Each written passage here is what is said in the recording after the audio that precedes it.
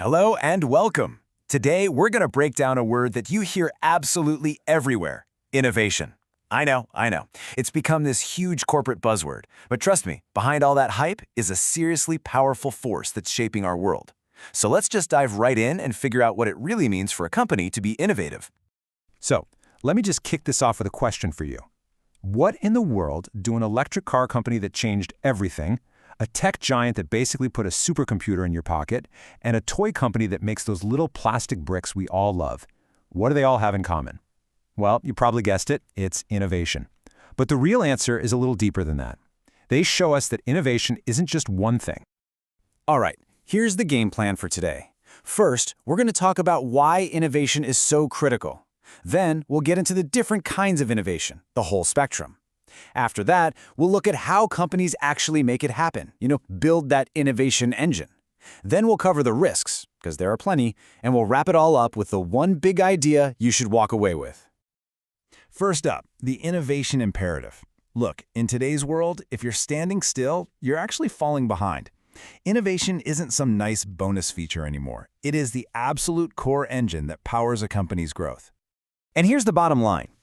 Innovation is pretty much the lifeblood of any organization. It's how you grow, it's how you get an edge over the competition, and ultimately, it's how you make sure you're still around in the long run.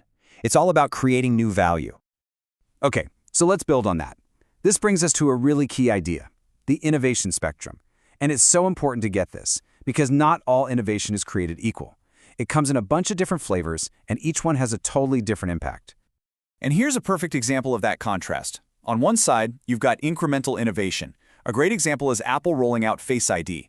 I mean, they didn't invent facial recognition, right? But they perfected it, they made it incredibly secure, and they wove it so seamlessly into their phones that it just worked. They made a great product even better. But on the other side, you've got radical innovation. And this is Tesla.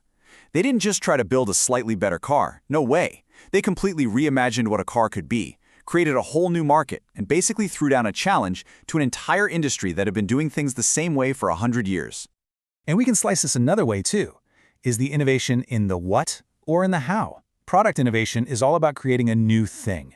Think about Beyond Meat. They created a plant-based burger that totally changed the game for meat alternatives. That's a new product. Then you have process innovation. This is all about finding a new way to do things. The classic example is Toyota's lean manufacturing system. It didn't change the final car that much, but it completely revolutionized how cars, and pretty much everything else, get made, driving up efficiency and quality like never before. Okay, so we've got the why and the what, but how do companies actually go from a cool idea to a real-world product? Well, they build what we call an innovation engine. And this isn't just one department, it's a whole system where the company's culture, its tools, and its processes all work together to turn raw creativity into actual impact. A huge part of that engine is something called open innovation. It's this idea that not all the smart people work for you, so you should look for ideas outside your own company walls. And Lego, they are absolute masters of this. Their ideas platform lets any fan design and submit a set. If enough people vote for it, Lego actually makes it. I mean, it's genius. Why guess what your customers want when you can have them design it for you? But looking outside is only half the battle. The internal culture is what really fuels the engine. Just look at Pixar. Their brain trust meetings are legendary. They get all their directors and creative leads in a room to give brutally honest feedback on movies that are still in development. And the goal isn't just to be nice, it's to make the story better. That kind of culture, where candid feedback is everything, that's how they churn out masterpieces year after year. So, a great culture empowers people, and then you have to give them the tools to actually do something. This is where entrepreneurship comes in. It's basically about letting your employees act like entrepreneurs inside the company. Adobe's Kickbox program is a perfect example. Any employee can get this literal red box. Inside is a prepaid credit card and a whole toolkit to develop and test a new idea. It's a way of saying, here are the resources, here's permission, go be creative. And finally, all of this needs a process to keep it from becoming total chaos. General Electric's FastWorks program is a great model. It basically takes the principles of a lean startup and applies them to a giant corporation. So you start with an idea, but instead of spending years developing it, you quickly build an MVP, a minimum viable product, just the bare bones version. The key is to get that MVP out and test it with real customers, like right away. Then you learn and pivot based on what they tell you. You adapt. And only then do you make the call, do we scale this thing up or do we abandon it and move on?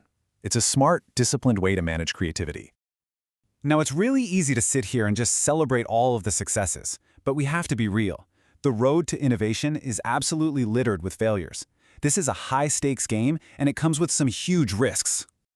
Anytime you try to do something truly new, you're going to run into some major headwinds. You've got massive financial risk. You've got market uncertainty. I mean, will anyone even buy this thing? You're going to face intense competition. You have to navigate all these crazy regulatory hurdles. And a lot of the time, you end up facing some really tough ethical questions. Let's break these down.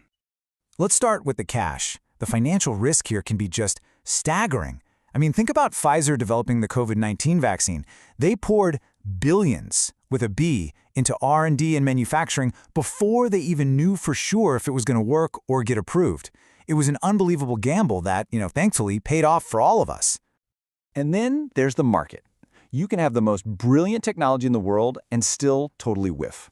Remember Google Glass? It was this amazing, futuristic piece of tech from one of the biggest, richest companies on the planet. But it turns out, most people just didn't want to wear a computer on their face. The market just wasn't ready. And hey, even if you do succeed, the race is never over. Success just paints a giant target on your back. Just look at the smartphone wars. Every single year, it's this relentless battle between Apple and Samsung to one-up each other. A better camera, a faster chip, some new feature. The pressure to keep innovating just never, ever stops. Sometimes your biggest obstacle isn't the tech or the competition, it's the law. I mean, disruptive innovations by their very nature break the old rules. Airbnb completely changed how we travel, but they have been in nonstop legal fights with cities all over the world about zoning laws and hotel regulations that were written decades before anyone ever dreamed of renting a stranger's apartment online. And finally, we get to the really big stuff. Some innovations push us into territory where we have to ask some profound ethical questions.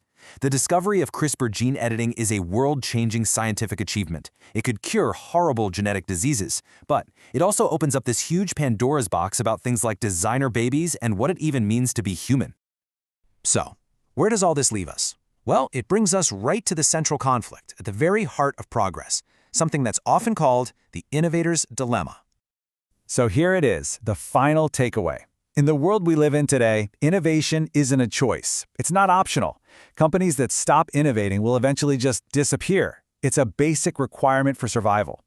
But, and this is the whole point, every single time you try to do something truly new, you are taking a step into the dark. It is always a journey into the unknown, full of risk and uncertainty. And that really leaves us with one last big question to think about. We know we have to push forward. We have to create. We have to innovate. But how do we, as companies, and really as a society, balance that nonstop drive for progress with the very real and sometimes very profound risks that it creates? That's the question that really defines the challenge of our time. Thanks for joining me.